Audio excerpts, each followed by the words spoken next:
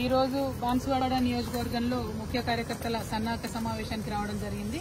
దాంతో పాటు మరి బాన్సువాడను బంగారువాడగా చేస్తూ దాదాపు 10 నుంచి 12,000 కోట్ల పైచిలకు అభివృద్ధి కోసం మనము నిధులు ఇక్కడ గత 10 సంవత్సరాల్లో ఖర్చు చేయడం జరిగింది.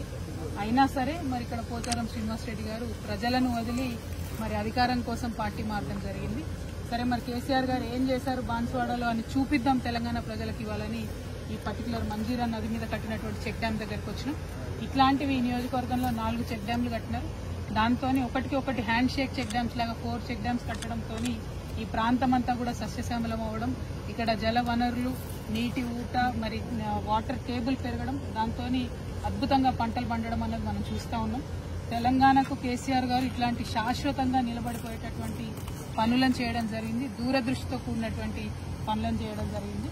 అది చూపించడానికే పర్టికులర్ గా ఇవాళ ఇక్కడికి రావడం జరిగింది.